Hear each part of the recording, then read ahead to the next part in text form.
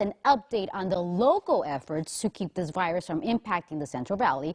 We welcome Joe Prado, the Community Health Division Manager for the Fresno County Department of Public Health. Welcome, Joe. How are you today? Great, Desiree. Extremely busy, but I'm so glad to be on your show today. I'm sure you guys are, especially with everything that's going on right now. Absolutely. Joe, first of all, you know, the first death here in California was just confirmed. For those that aren't sure what the coronavirus is, what is it exactly? Yeah, so this is a novel coronavirus. So this is something we haven't seen before in our population.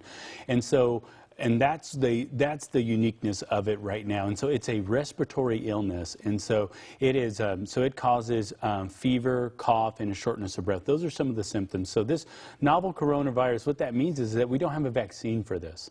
And so any new virus that enters into the human population initially, you're going to see high numbers of infection, high numbers of disease. And until we're able to get a vaccine, we'll actually have another treatment method for preventing this. Wow. So now why is it so different compared to the flu, you could say? Yeah. So novel coronavirus, so we have coronavirus today in our community. There's people with regular coronavirus, but novel coronavirus is something different that we just haven't experienced yet. But it really mimics a lot of what the flu is as far as symptoms. And so we're really focusing in on what we do to take care of influenza. The flu in our community is the same thing for this coronavirus as well. So very parallel measures. Okay, now what should people do to protect themselves from the virus? Yeah, absolutely. So it's really good hygiene practices. So washing your hands, being very diligent about washing your hands when you're coughing, covering your cough, your sneeze as well. So this is a respiratory illness and it's an airborne. So it's droplets emitted into the air.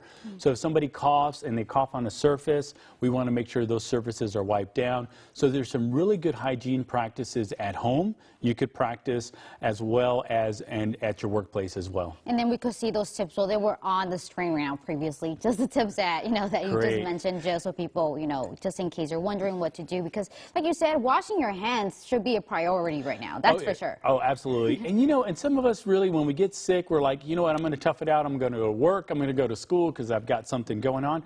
Right now is not the time. If you are sick, stay home. And really, and that is a very key measure. So we think about, hey, we need all these other extravagant measures. Really, right now, we need to focus on good hygiene practices and staying home from, if you're sick, staying home from work and school. And then people tend to sometimes not do that. They don't stay home, and they get everyone else sick. Now, how easy is it for someone to catch it? Yeah, and so this is where the information we're receiving from China, from the WHO organization, is very critical.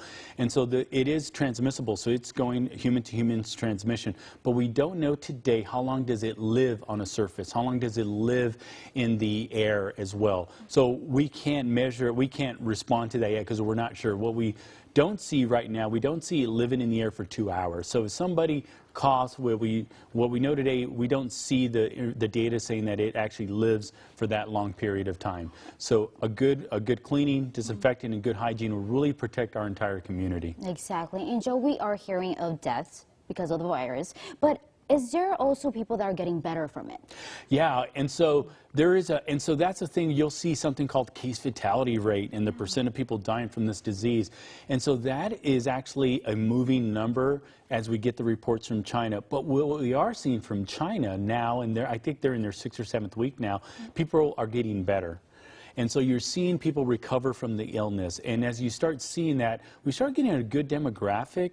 And so this is really impacting our elderly that have chronic conditions like diabetes, asthma, things of that nature. And so right now, it really is important to stay healthy, stay active, and really follow those really good hygiene practices. Exactly. And Joe, okay, I feel that people are going into panic mode right now. They're buying these masks, they're buying water, they're buying supplies that are going to help them, I guess, protect themselves from this virus. Do you think these masks are even a good idea? Yeah, so great question. So, yeah, right now, from the CDC guidance, because there is a shortage of masks out there, right now the guidance is people who are sick should wear a mask. So if you're a healthy individual who's going to work, shouldn't really be wearing a mask. Now, it's different for individuals in the healthcare profession. Healthcare profession, when they're handling a patient that has respiratory illness, there is recommendations that they have a mask as well. So it's not everybody, every day, general public should be walking around with masks at this time.